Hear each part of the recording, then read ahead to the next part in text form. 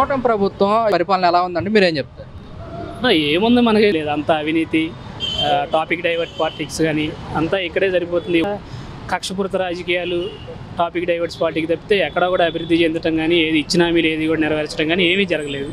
ఈ 120 రోజుల్లో కూడా మనం చూస్తే కక్షపూరిత రాజకీయాల కింద వస్తే కనుక ప్రతిపక్ష నాయకుల్ని జైల్లో వేయటం కానీ, నాయకుడికి సెక్యూరిటీ తీసేయటం కానీ మొత్తం ఇలానే జరుగుతూ వచ్చింది. సెక్యూరిటీ పరంగా వస్తే మనం నీకు ఒకటి చూపిస్తా అన్న, మన లోకేష్ గారు ఆయన ట్విట్టర్ అకౌంట్లో ట్వీట్ చేశారు. ఇదిగోండి చూడండి, ప్రతిపక్ష నాయకుడికి జెడ్+ సెక్యూరిటీ, 58 మందితో సెక్యూరిటీ, 2 ఎస్కాట్ బృందాలు, 10 మంది సాయుధ బలగాలతో భద్రత, కాన్వాయ్లో 2 ల్యాండ్ క్రూజర్లు ఉన్నాయని చెప్పారు. యాక్చువల్గా జూలై 18, 19 జగన్మోహన్ రెడ్డి గారు వినుకొండ రషీద్ మర్డర్ జరిగితే ఆయన పరామర్శించడానికి వెళ్ళారు. ఆ రోజు నుండి కూడా జగన్మోహన్ రెడ్డి గారికి ఎటువంటి సెక్యూరిటీ లేదు. లోకేష్ గారు కానీ టీడీపీ నాయకులు ఎవరైనా సరే జగన్ గారి కాన్వాయ్లో 2 ల్యాండ్ క్రూజర్లు ఉన్నాయని కానీ 10 మంది సాయుధ బలగాలతో భద్రత కల్పిస్తున్నామని కానీ నిరూపిస్తే రాష్ట్రం అంతా వాళ్ళ పార్టీకి ఓటేయమని చెప్పి నేను కూడా తిరుగుతాను. అదన్న ఇంకా వేరే టాపిక్ వస్తేనేమో ఇక టాపిక్ డైవర్స్ మనం చూస్తూనే ఉన్నాం. జూన్ 4వ తారీఖు రిజల్ట్ వచ్చి 12వ తారీఖు ప్రమాణ స్వీకారం చేశారు. జూన్ మొత్తం ఏమో మనకి ఋషికొండ ప్యాలెస్ గురించి సరిపోయింది. జూన్లో మనం చూస్తేనేమో మొత్తము ఋషికొండ ప్యాలెస్ గురించి, జూలై చూస్తేమో శ్వేతపత్రాలు అని చెప్పి, ఆగస్టులోకి వచ్చేసేమో మన ముంబై నటి గురించి తీసుకొచ్చారు, సెప్టెంబర్లోనేమో లడ్డు, తిరుపతి లడ్డు, ఇప్పుడు అక్టోబర్కి వచ్చేపాటికేమో షర్మిల గారి విషయం, ఇంకా నవంబర్కి వేరే టాపిక్ ఏమో తీసుకొస్తారేమో చూడాలి. అంతా ఇంతే, టాపిక్ డైవర్స్ గురించి సరిపోతుంది కానీ ఎక్కడ కానీ పరిపాలన కానీ. ఇప్పుడు ఏదైతే మనకి సూపర్ 6 ఇచ్చారో, సూపర్ 6లో ఒక పెన్షన్ తప్పితే కూడా ఇంతవరకు వేరే చేసింది ఏం లేదు. ఇసుక ఫ్రీ ఇసుక అన్నారు, మనం ఇక్కడ చూస్తూనే ఉన్నాం కార్మికులు పనులు లేకుండా ఎలా కూర్చున్నారు అనేది. ఇక పెన్షన్ అంటారా, అది మంత్లీ ఒకసారి జనాలకు గుర్తొస్తుంది కాబట్టి అది ఒక్కటి చేశారు. ఇప్పుడు 60 లక్షల పెన్షన్లు ఇచ్చినప్పుడు దాదాపు వీళ్ళకి 600 కోట్ల రూపాయలు బడ్జెట్ ఎక్కువ అవుతుంది. జగన్మోహన్ రెడ్డి గారు 3,000 ఇస్తుంటే 4,000 ఇస్తున్నారు కాబట్టి. కానీ ఎన్ని పెన్షన్లు తీసేస్తున్నారు అనేది మనం చూడాలి కదా. ఇప్పుడు దగ్గర 2,30,000 పెన్షన్లు ఏమో తీసేస్తారు, అక్కడే 100 కోట్లు బడ్జెట్ తగ్గించేయడం జరుగుతుంది. అలా ఇట్లా టాపిక్ డైవర్ట్స్ కానీ కక్షపూరిత రాజకీయాలు ఇలా చేసుకుంటూ రావడమే సరిపోతుంది వెనకంతా కూడా. ఈ రోజు నుంచి మహిళలకు ఉచిత గ్యాస్ బండ్ల ప్రక్రియ బుకింగ్ కూడా కొనసాగుతుంది, మీరేమంటారు? మనం చూసాం కన్నా, ఇప్పుడు గ్యాస్ అనేది ఫ్రీ అని చెప్పి ఆయన మేనిఫెస్టోలో పెట్టాడు. ఇప్పుడేమో మనకి ఫస్ట్ బుక్ చేసుకొని తీసుకుంటే ఆయన సబ్సిడీ వెనక్కి వేస్తానని చెప్తున్నాడు. ఎట్లా ఉందంటే ఇది, ఇక రేపొద్దున ఫ్రీ బస్ ఎట్లా ఉంటుందంటే ముందు మీరు జర్నీ చేయండి, తర్వాత ఆన్లైన్లో అప్లై చేసుకోండి రిఫండ్ కోసం అని చెప్తారేమో, అట్లా ఏమో తీసుకొస్తారేమో. మరి ఇట్లా విచిత్రంగా ఎట్లా అంటే పబ్లిక్ని డైవర్ట్ చేయడం తప్పితే ఎక్కడా కూడా పరిపాలన చేస్తున్నట్టు ఎక్కడా కూడా కనిపించట్లేదు. అలాగే చూసుకుంటే కనుక ఈ మధ్యకాలంలో షర్మిల గారి, జగన్ గారి ఆస్తుల వివాదం గురించి మీరేమంటారు? యాక్చువల్గా అయితే నా మంత్లీ ఏదో ఒక టాపిక్ తీసుకురావడం తప్పితే ఇప్పుడు షర్మిల జగన్ గారి అది పర్సనల్ ఇష్యూ. వీళ్ళ పబ్లిక్ హ్యాండిల్లో వాటిని పబ్లిసిటీ చేయడం అనేది ఎంతవరకు కరెక్ట్ ఆయన ఆలోచించుకోవాలి. ఎక్కడైనా సరే షర్మిల గారు కానీ టీడీపీ నాయకులు కానీ ఎక్కడైనా సరే జగన్ గారు ఆస్తులు ఇవ్వలేదు అని చెప్తున్నారు. కానీ ఇప్పుడు గత 10 ఏళ్లలో 200 కోట్లు ఇచ్చారని జగన్మోహన్ రెడ్డి గారు చెప్తున్నారు. దాని గురించి ఎవరు కూడా మాట్లాడట్లేదు. వైఎస్ రాజశేఖర రెడ్డి గారు ఆస్తులు పనిచేసిన తర్వాత జగన్ గారు దాని స్వతార్జితంలో ఆయన సొంతగా ఉన్న ఆస్తుల్లోంచి వీళ్ళకి కొన్ని వాటాలు రాశారని కూడా ఎవరూ చెప్పుకోవట్లేదు. కేవలం ఆస్తులు ఇవ్వట్లేదని ఒక విష ప్రచారం చేయడం తప్పితే వేరేదేం జరగట్లేదు. యాక్చువల్గా ఇది ఏంటంటే జనాలు ఓట్లతో గెలుచుంటే పరిపాలన చేసేవాళ్ళు, వీళ్ళు ఓటింగ్ మిషన్లతో గెలవటం వల్ల ఇలా చేయడం జరుగుతుంది. పరిపాలన చేతగాక ఆలయాల మీద విమర్శలు చేయడం తప్పితే ఇంకోటి ఏం కనపడట్లేదు. జగన్మోహన్ రెడ్డి గారు విషయం నాగు అంటూ కూడా షర్మిల గారు వ్యాఖ్యలు చేస్తున్నారు, ఎంతవరకు కరెక్ట్ అంటారు? అదే అన్న, యాక్చువల్గా ఆయన ఇప్పుడు టాపిక్ డైవర్ట్ చేయడం కోసం జనాలకి పథకాలు ఏమి ఇవ్వట్లేదు. వీటిని డైవర్ట్ చేయాలంటే ఒక్కొక్కరిని వాడుకుంటూ రావాలి.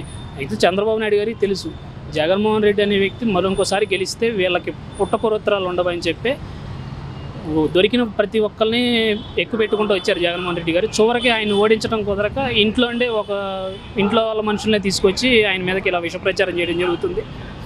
గతంలో మన వివేకానంద రెడ్డి గారి మర్డర్ గురించి కూడా వాళ్ళ డాక్టరు షర్మిల గారు కూడా జగన్మోహన్ రెడ్డి గారు గవర్నమెంట్ ఉన్నన్ని రోజులు కూడా టీడీపీ గవర్నమెంట్ కానీ కేసులు వేయటం కానీ జరుగుతూ వచ్చింది. వీళ్ళ గవర్నమెంట్ వచ్చిన తర్వాత ఇంతవరకు ఒక్కరోజు కూడా దాని గురించి ప్రెస్ మీట్ పెట్టిన దాఖలు లేవు. దీన్ని ఏ విధంగా వాడుకుంటున్నారు అనేది ఇక జనం కూడా ఆలోచించాలి. ఇప్పుడు ఆయన బయట జనాలందరినీ ఉపయోగించుకుంటూ జగన్మోహన్ రెడ్డి గారిని ఎట్లయినా సరే రాజకీయంగా ఢీకొనలేక వీళ్ళందరినీ ఇట్లా వాడుకుంటూ వచ్చారు. అది కూడా సాధ్యపడక ఇక ఇంట్లో వాళ్ళని తీసుకొచ్చి ఇంత విష ప్రచారం చేస్తున్నారు. ఏదైనా సరే జగన్మోహన్ రెడ్డి అనే వ్యక్తి ఇంకోసారి సీఎం అయితే కనుక వీళ్ళ రాజకీయ భవిష్యత్తు ఉండదని చెప్పి ఈ రకంగా వాడుకున్నారు. ఇంతటి ఇంట్లో వాళ్ళని వాడినా సరే వాళ్ళకి గెలుపు రాదనే భావంతోనే ఈవీఎంలు హ్యాక్ చేశారని చెప్పి నేనైతే ఖచ్చితంగా నమ్ముతాను. ఎందుకు ఈవీఎంలు అనేది కూడా మనం ఆల్రెడీ చాలా ఉన్నాయి, ఇప్పుడు కోర్టులో కేసులు అవన్నీ తేలిన పరిస్థితిలో ఉన్నాయి.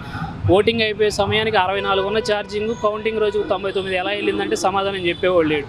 సత్యవేడ్ నియోజకవర్గంలో పార్లమెంట్ నియోజకవర్గానికి ఏమో 39,000 మెజారిటీ వచ్చింది, అసెంబ్లీకి వచ్చేప్పటికేమో 3,000 ఓట్లతో క్యాండిడేట్ ఓడిపోతాడు. అసలు ఇవన్నీ ఎన్ని క్వశ్చన్ మార్కులు ఉన్నాయంటే జనం కూడా ఒక్కసారి మేధస్తో ఆలోచించాలని చెప్పి నేను కోరుతా ఉన్నా. అంటే కూటమి కానీ టీడీపీ వాళ్ళు అంటున్నమాట వైసీపీ మీద వ్యతిరేకత వల్ల మాకు పట్టం కట్టారు అంటున్నారు కదా అన్న. ఎంత వ్యతిరేకత ఉన్నా నేను అదే చెప్తున్నా అన్న. ఇప్పుడు ఒకవేళ టీడీపీ వైఎస్ఆర్సీపీ మీద కూటమి మీద వైఎస్ఆర్సీపీ మీద వ్యతిరేకత ఉండబట్టి కూటమి కోట్లు వేశారంటే మరి వీటికి సమాధానం చెప్పాల్సింది ఎవరు? 64% ఛార్జింగ్ 90 ఎలా అయిందని చెప్పాలి కదా ఖచ్చితంగా. దాని మీద కోర్టులో ఎంక్వైరీలు వేస్తుంటే దాని మీద ఇంత వచ్చి మాట్లాడేవాడు లేడు. ఎవరైతే ఈసీ ఎలక్షన్ కమిషన్లో ఉన్నారో ఆయనకేమో ఇప్పుడు పెద్ద పెద్ద పదవుల్లో కూర్చోబెట్టి ఎక్సైజ్ డిపార్ట్మెంట్లో కూర్చోబెట్టిన అవకాశాలు ఉన్నాయి. మరి ఇవన్నీ చూస్తుంటే ఎవరికి బెనిఫిట్ చేశారనేది కూడా జనం కూడా ఆలోచించుకోవాలి. చంద్రబాబు నాయుడు గారు అంటున్నమాట జగన్మోహన్ రెడ్డి తల్లి చెల్లికి అన్యాయం చేశాడు, రాజకీయాల్లో ఇలాంటి వ్యక్తి ఉండకూడదు అంటున్నారు కదా. యాక్చువల్గా అంత స్థాయి నేను మాట్లాడవచ్చో లేదో తెలియదు కానీ కాకపోతే చంద్రబాబు నాయుడు గారి నైజం అందరికీ తెలిసిందే. మన గత షర్మిల గారి ఇష్యూ వచ్చిన కాడ నుంచి ఎప్పుడెప్పుడు 90s పేపర్లన్నీ తీసుకొచ్చి చూపిస్తున్నారు కదా. సొంత తమ్ముడికి న్యాయం చేయలేనాడు చంద్రబాబు, ఆయన రోడ్డును పడేసినాడు. చంద్రబాబు గారి చిన్నమ్మ గారు ఈ రోజుకి కూడా అద్దె ఇంట్లో ఉంటూ ఉన్నారు. మరి ఈయన 2 ఎకరాల పొలంతో ఇన్ని వేల కోట్లు సంపాదించిన ఈయన మరి వాళ్ళ రిలేటివ్స్ అందరూ కూడా ఎందుకని అంత దీనమైన స్థితిలో ఉన్నారో కూడా ఆయన ఆలోచించుకోవాలి. ఇంకా అవినీతి గురించి వస్తేనేమో గత 5 సంవత్సరాలు కూడా జగన్మోహన్ రెడ్డి గారు ఆ ఖర్చులు పెట్టేస్తున్నారు ఈ ఖర్చులు పెట్టేస్తున్నారు అని చెప్పి అవినీతి అని చెప్పి వాగిన వాళ్ళందరూ ఈ రోజున మొన్న వరదలు వస్తే మీరు చూస్తే నేను మీకు చూపిస్తానన్నా, వరదల్లో ఏ రకంగా వీళ్ళు నొక్కేశారనే దానికి నిదర్శనం. మరి ఇంతకు మించి ఇంకేం దొరకదేమో అని చెప్పి నేను చూస్తాను. మీరు కూడా మీడియాగా మీరు వెళ్ళుంటారు చూడండి. ఆ రోజు రిలీఫ్ క్యాంపులో టెంపరీ అకామిడేషన్కి 1,40,00,000 అంట, ఫుడ్కి 368 కోట్లు అంటాను. 2 లక్షల ఫ్యామిలీలు ఉన్న దానికి 368 కోట్లు 10 రోజులు ఖర్చు పెట్టారంటే అసలు దీన్ని ఏ విధంగా ఆలోచించాలో కూడా అర్థం కావట్లేదు. ఋషికొండకి 300 కోట్లు ఖర్చు పెట్టి అంత పెద్ద బిల్డింగ్ చేస్తే మొన్న డిప్యూటీ సీఎం గారు వెళ్ళి సెల్ఫీ దిగిన పరిస్థితులు ఉన్నాయి. మరి ఏ రోజు కూడా అమరావతికి 30 కోట్లు 40 కోట్లు గ్రాఫిక్స్కి తగలేసినోడు ఏ రోజు కూడా ఎవడో వచ్చి సెల్ఫీ దిగిన పాపని ఎవడో పోలేదు. ఇక దానికి చూస్తే ఫుడ్కి 369 కోట్లు తీసేస్తే డ్రింకింగ్ వారికి 26 కోట్లు, మళ్ళీ దాని అదనం డ్రింకింగ్, మెడికల్ కేర్ ఒక 2 కోట్లు అన్నారు, ఎసెన్షియల్ ఒక 68 లక్షలు, శానిటేషన్. ఇంకొకటి విచిత్రం ఏంటంటే అగ్గిపెట్లు మొబైల్ జనరేటర్లకు కలిపి 23 కోట్లు అంటాను. వరదలు వచ్చిన 10 రోజులు కూడా సింగనగర్ కానీ మన రాజరాజేశ్వరిపేట కానీ 24/7 నాన్ స్టాప్గా కరెంట్ ఇచ్చినా కానీ 23 కోట్లు బిల్లు రాదేమో. వీళ్ళు మాత్రం జనరేటర్లు కానీ అగ్గిపెట్లకి 23 కోట్లు అంట. ఇంకోటి కింద ఏవియేషన్కి పెట్టిన ఎక్స్పెండిచర్ కింద బోట్లు 508 బోట్లు అంటాను. మీరు చెప్పండి, సింగనగర్లో 508 బోట్లు తిరిగే సామర్థ్యం ఉందా అసలు అక్కడ? ఆ రోడ్లో 508 బోట్లకు గాను 93 లక్షలు ఖర్చు పెట్టారంట. ఇంకోటి ట్రాన్స్పోర్టేషన్ వెహికల్ 201 అంట, మేబీ అవి తిరిగి ఉండొచ్చు ఖచ్చితంగా.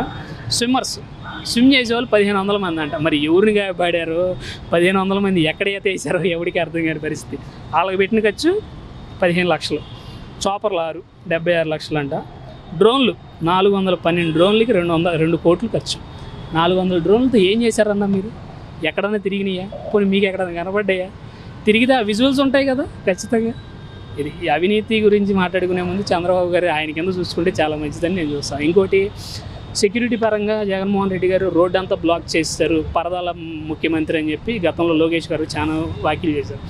ఇప్పుడు వీళ్ళు అధికారంలో వచ్చిన కారణం నేను ఇప్పుడు చెప్తాను, పరదాలు అనే దానికి ఇప్పుడు మన కరకట్ట ఏదైతే చంద్రబాబు నాయుడు గారి కరకట్ట ఉందో అవి మొత్తం లోటస్ ప్యాలెస్ లోటస్ కాడ నుంచి కరకట్ట నుండి సెక్రటరీ దాకా మొత్తం బారికేట్లే. మంత్రి సత్యనారాయణ ఆశ్రమం దాటి సీడ్ యాక్సెస్ రోడ్లోకి ఎంటర్ అయ్యేటప్పుడు కూడా మనకి సైడ్ అంతా ఇంతకుముందు ఫ్రూట్స్ అవన్నీ అమ్ముకునేవాళ్ళు, ఇప్పుడు అక్కడ కూడా బారికేట్లు కట్టేయటం ఇవన్నీ జరుగుతుంది. ఆయన ఎక్కడికి వచ్చినా సరే ప్రజలను ఇబ్బంది పెట్టద్దు ట్రాఫిక్ రూల్స్ అంటే ఆయన వస్తుంటే గంటకు ముందే ట్రాఫిక్ ముందు ఆపేయటం, ఇవన్నీ పరదాలు ఇవన్నీ రావా? పరదాలు అనేది ఒక ముఖ్యమంత్రి వస్తున్నప్పుడు దానికి తగ్గట్టుగా సెక్యూరిటీ చీఫ్ ఎవరైతే ఉంటారో ఆయన అరేంజ్మెంట్స్ అని చేస్తారు. ముఖ్యమంత్రి ఎవరు కూడా నాకు పరదాలు కట్టండి అవి కట్టండి అని చెప్పి ఎప్పుడు చెప్పడు. జగన్మోహన్ రెడ్డి అనేవాడు మాస్ లీడరు, ఆయనకి తగ్గ సెక్యూరిటీ ఆయనకి ఎప్పుడూ ఉంటుంది. దాన్ని విషప్రచారం చేసి ఇప్పుడు నిన్న ఏదో జీవో ఇచ్చారు, 1,44,00,000 పెట్టి సీసీ కెమెరాలకి 80 లక్షలు అంట. మరి ఎక్కడెక్కడ పెడతారో, మరి ఆయన జిల్లా అంతా పెట్టుకుంటాడేమో తెలియదు, కానీ 81 లక్షలు సీసీ కెమెరాలకి. ఏదైతే టైర్ కిల్లర్స్ ఇవన్నీ జగన్మోహన్ రెడ్డి గారు అవిని అవసరం లేకపోయినా వాడుకున్నాడు అని చెప్పి ప్రచారం చేసి ఇప్పుడు ఆయన ఇంటి దగ్గర పెట్టుకుంటా అంటున్నాడు. రోడ్డు అంతా బ్లాక్ చేశారంట. ఇప్పుడు మీరు కరకట్ట మీదకి వెళ్తే చంద్రబాబు నాయుడు వెళ్ళి ఇంటి ముందు అది ఆల్రెడీ ఇల్లీగల్ కన్స్ట్రక్షన్, దానిలో కూడా జనాలు రాకోకుండా బ్యారికేడ్లు పెట్టేశారు. ఎవరు ఫ్రీగా ఏం తిరగట్లేదు కదా అక్కడ. మరి దీనికి సమాధానం కూడా కూటమి నాయకులే చెప్పాలి.